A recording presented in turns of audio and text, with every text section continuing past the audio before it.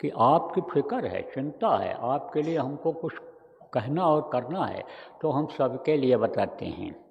सिया राम मैं सब जग जानी। जग माने क्या होता है? संसार। जग माने कोई जिला, जवार, गांव और प्रांत और देश नहीं होता है। जग माने होता है पूरा संसार। तो सब संसार अपना है, सबके लिए हम बात बताते हैं। तो देखो प्रेमियों, आज 1 तारीख है। कुछ लोग आप सुनने के लिए आए हो, कुछ लोग यूट्यूब पर सुन रहे होंगे, कुछ लोग बाद में सुनेंगे, कुछ लोग पूछेंगे क्या बताया बाबा ने। तो 2-4 बातें आपको बता देता हूँ।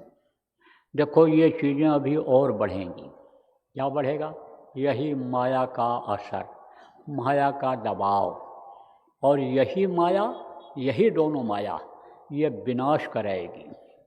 देखो कुछ छोटे देश हैं, पैसा नहीं है जिनके पास, तो हथियार नहीं बना रहे हैं। और बड़े देश वाले जिनके पास पैसा है, विनाशकारी हथियार बना रहे हैं। विनाशकारी किसको कहते हैं? यहाँ बटन दबावें छोड़ें तो 10,000 20,000 किलोमीटर दूर जो देश हैं वो ख़त्म हो जाएं। अब वो ये नहीं सोच रहे हैं कि यही हथियार कोई और बनाए हुए होगा जो हमको ख़त्म कर सकता है, हमारे राज्य, हमारे देश को ख़त्म कर सकता है। वो भी तो कोई ऐसा हो सकता है। मान लो हम प्रसिद्ध हो गए, एटम बम, परमाणु बम बनाए रखे हुए हैं, और वो ना बताया हो और वो उस पर हमला करते, कीटाणु बम से हमला कर दे और हम ख़त्म हो जाए, हमारा देश ख़त्म हो जाए, तो ये चीज़ें अभी और बढ़ेंगी। ये विनाशकारी हथियार बढ़ेंगे।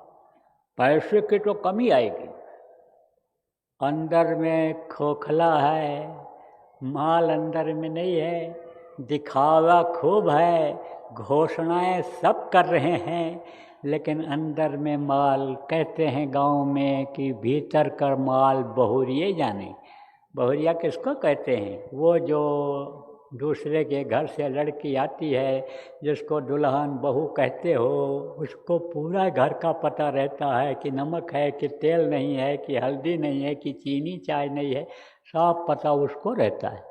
बाहर जो रहते हैं उनको भी नहीं पता रहता है चावल है कि नहीं है, दाल है कि नहीं है, उसको सब पता रहता है। तो अंदर का माल खोखला है।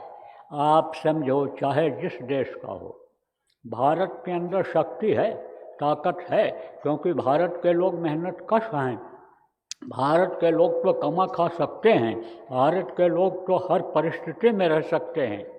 लेकिन दूसरे देश के लोगों की हालत खराब हो जाएगी, आर्थिक संकट आएगा, आर्थिक संकट ज़्यादा आएगा। और ये जो माया का चक्कर, रुपया पैसा, ये जो माया का चक्कर औरतों का, इसमें भी बहुत लोगों की जानें जाएंगी। आप ये समझ लो प्रेमियों कि हमको तो ऐसे जलते भगते हुए दिखाई पड़ रहे, चिल्लाते हुए दिखाई पड़ रहे, आग ही आग दिखाई पड़ रही है। हमको तो बड़ा दर्द हो रहा है, कोहराम मचा हुआ है। आप ये समझो कि जैसे आग लगती है पता चला खाली पैर ही बचा है, पूरा जल गया, किसी का हाथ बचा है। तो ऐसे ही ये सब आगजनी की घटनाएं बढ़ेंगी। चाहे कोई आग लगा दे, चाहे कोई टक्कर में, दुर्घटनाओं में आग लग जाए, जलने लग जाए गाड़ी, आप ये समझ लो, चाहे कोई आग लगा दे, तो ये यानी समझो एटम बम, परमाणु बम, ये जो जंग हो रहे हैं, ये जो लड़ाइयाँ हो रहे हैं, तोपें चल रही हैं, उससे आग लग जाए तो आगे अभी और बढ़ेगा, पिछले साल से ज़्यादा बढ़ेगा। भारत में तो कुछ गनीमत है, क्योंकि भारत देश में ही आध्यात्म में शक्तियाँ रही हैं और वो प्रार्थना बराबर करती रही हैं कि प्रभु इनकी रक्षा करो, इन पर दया करो, आपके ये जीव हैं, ये अज्ञान हैं, ये अबोध हैं, इन पर आप दया करो। तो वो सुनवाई करता रहता है। देखो घर का लड़का उत्पाती है, घर का लड़का बिगड़ा हुआ है, और बाप अगर चला जाए किसी से कह दे भैया इसने उत्पात किया है, गाली दे दिया, माफ़ कर दो, तो उसकी वो बात मान लेता है। चलो भाई लड़का है, नहीं जानता था, बाप आया माफ़ी मांग लिया, कह दिया, तो छोड़ दो। ऐसे ही इस धरती पर जो संत महात्मा रहते हैं बराबर उस प्रभु से प्रार्थना करते रहते हैं कि इन पर दया करो, इनकी अकाल मृत्यु हो जाएगी, इनका मनुष्य शरीर अगर चला जाएगा, यह मानो मंदिर ढह जाएगा, जिस्मानी मस्जिद ढह जाएगा, ये गुरुद्वारा ख़त्म हो जाएगा, तो ये बेचारे फंस जाएंगे, इबादत किससे करेंगे, प्रभु को याद किससे करेंगे। इसलिए इनको भी मौका दे दो। तो भारत देश में तो गनीमत है, लेकिन विदेशों की हालत ख़राब होगी। अभी दुर्घटनाएँ यहाँ भी होंगी, आप समझो दुर्घटनाएं बाहर भी होंगी, चाहे गाड़ी ट्रेन की दुर्घटना हो, चाहे मोटर कार की दुर्घटना हो, चाहे आप हवाई जहाज़ की एक दुर्घटनाएं होंगी। आपको और भी बता दें, बीमारियां भी आएंगी, खूब बीमारियां आएंगी। पिछले साल की अपेक्षा इस साल ज़्यादा हार्ट अटैक होगा। चलते चलते ऐसे ये धड़कनी बंद हो जाएगी और गिर जाएगा और प्राण निकल जाएंगे, प्राण पखेरु उड़ जाएंगे, पक्षी इस पिंजरे को खाली करके उड़ जाएगा, निकल जाएगा। तो समझो कि ये हार्ट अटैक ज़्यादा होगा लोगों का। ये तमाम और बीमारियां हैं जिसको आप ये समझो कि दस्त कहते हो, कोई हैजा कालरा कहते हो, कोई डायरिया इंग्लिश में बोलते हो, ये सब बीमारियां ज़्यादा होंगी, इसमें भी लोग जाएंगे। और बाढ़ भी आएगी, भूकंप भी आएंगे, पिछले साल के तुलना में इस साल ज़्यादा आएंगे। भारत में भी ये असर रहेगा, दूसरे देशों में रहेगा। कुछ देशों का तो ये होगा कि खाक होंगे नगर, लोग मिट जाएंगे और जलजला में भी निशान न रह जाएगा, जल जाएंगे, खत्म हो जाएंगे, निशान भी नहीं रह जाएगा। जलजला किसको कहते हैं? बाढ़ आई, भूस्खलन हो गया, गांव के गांव जैसे धंस गए, तो निशान रह जाएगा कि यहाँ कोई गांव था? कोई बोर्ड दिखाई पड़ेगा वहाँ जो सड़क के किनारे लगा रहता है कि यह गांव है? कुछ नहीं। तो ये सब घटनाएं आगे घटेंगी। बचेगा कौन? बचेगा साध जन कोई जो सबसे लव लगाएगा, जो प्रभु को याद करेगा, जो सच है, सत्य है, उससे जुड़ने की कोशिश करेगा, वो बचेगा, उसकी रक्षा होगी। कैसे रक्षा होगी? जैसे कील के सहारे, हाथ वाली चक्की में कील के सहारे गेहूँ रह जाते हैं, पिसने से बच जाते हैं, ऐसे रक्षा होगी। बुद्धि खराब हो रही लोगों की, बुद्धि सही कैसे होगी? खान पान जब सही होगा, चरित्र जब सही होगा, तब बुद्धि सही होगी। बुद्धि लोगों की खराब हो रही है। कोई भी जिम्मेदार हो, चाहे मठ के महंत हों, मंदिर के पुजारी हों, चाहे मुल्ला हों, चाहे ये काजी हों, चाहे ये हाफिज हों, चाहे आपके समझो कि ये महंत लोग हों, ये जो लोग हैं मंदिर के मठाधीश, और ये जो लोग हों, चाहे ये हों और चाहे देश के प्रधानमंत्री, राष्ट्रपति, मुख्यमंत्री हों, प्रमुख स्थानों पर बैठे हुए अधिकारी कर्मचारी हों, सबको इस पर ध्यान देने की ज़रूरत है कि देश का भविष्य कौन है। देश का भविष्य नौजवान है और उसका चरित्र गिरता चला जा रहा है, नशे में धुत है, उसका शरीर कमज़ोर होता चला जा रहा है, उसका मनोबल डाउन होता चला जा रहा है, उसकी बुद्धि भ्रष्ट होती चली जा रही है। कहाँ से लाओगे देश को चलाने के लिए, मंदिर मठ को चलाने के लिए कहाँ से आदमी लाओगे?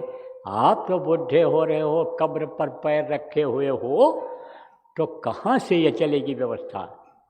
इसके बारे में चिंतन करो, इसके बारे में विचार करो। और जिनके हाथ में वो शक्ति है, जिनके हाथ में वो पावर है, उस पावर का इस्तेमाल करो। कौन सा पावर? नशाखोरी रोकने का, नशा सप्लाई करने का। नशा की फैक्ट्रियाँ जो यहाँ पर कायम हैं, चुपके चुपके लोग बना रहे हैं, उस फैक्ट्री को ख़त्म करने का। नशा ख़त्म करो। नशा अगर नहीं ख़त्म होगा तो बच्चों की जवानी बर्बाद हो जाएगी।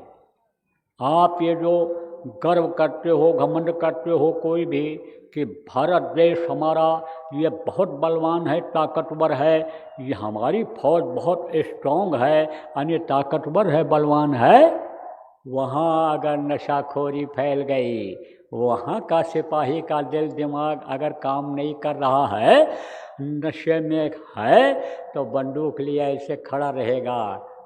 वो उस पर जो दबाते हैं, जिसको कोई घोड़ा ट्रैगर कहता है, उस पर उसका हाथ भी नहीं पड़ेगा। सोचो आप कैसे रक्षा होगी, कैसे देश की रक्षा हो पाएगी। इसलिए नशाखोरी ख़त्म करो। देखो, ये भारत देश है, धर्मपरायण देश है। यहाँ पर जब अबला की लाज लुटने लगती है तब क्या होता है? महाभारत होता है। द्रौपदी की लाज लुटने लग गई, अब आप ये समझो महाभारत हो गया, कारण बना और महाभारत हुआ। आप देखो, सीता की लाज जाने को जब हुआ, रावण उसको जब समझो उसकी लाज लेने के लिए जब तैयार हो गया, तब क्या हुआ? सर्वनाश हुआ। 1,00,000 पूत, 1,25,00,000 नाती और ता रावण घर दिया नवती, एक भी नहीं बचा। अब रावण कौन था यह भी आपको बता दें। रावण बड़ा प्रतापी था। प्रतापी किसको कहते हैं? जिसके अंदर ताकत आ जाती है, शक्ति आ जाती है, प्रभाव हो जाता है जिसका। कैसे आई? तपस्या के द्वारा आई। तपस्या खूब करता था, शिव जी को खुश कर रखा था। आप ये समझो कि जो इस सृष्टि को चलाने में मदद करते हैं और संहार करता है, शिव जी न चाहें तो किसी का संहार जल्दी होगा ही नहीं, और शिव जी चाहें अभी पैर पटक दें, तांडव कर दें, तो बहुत लोगों का अभी जान चला जाए, अभी विनाश हो जाए। तो शिव जी को खुश करके रखा था, और कैलाश पर्वत जहाँ उनका स्थान है, उठा के अपने यहाँ ले जाना चाहता था। 4 वेद, 6 शास्त्र, 18 पुराण का जानकार था। सोने की लंका थी। आप ये समझो प्रेमियों कि सोने की लंका थी, और 1,00,000 लड़के, 1,25,00,000 नाती थे उसके। लेकिन जैसे भरे हुए कराह में दूध के 1 बूंद आप छाछ डाल दो तो दूध रह जाएगा? नहीं रह जाता है, फट जाता है, दही बन जाता है, पनीर बन जाता है, दूध नहीं रह जाता है। ऐसे ही गुण बहुत थे, लेकिन अवगुण 3 थे। अवगुण किसको कहते हैं? बुराइयों को। मांस खाता था, तो जब मांस खाता था तब बुद्धि खराब हो जाती थी, और जब शराब पी लेता था तब समझ लो उसका जुड़वा भाई मिल जाता था, और जब शराब पी लेता था, नशे में आ जाता था, तब समझो औरत की इच्छा, समझ लो उसका मौसेला भाई मिल जाता था।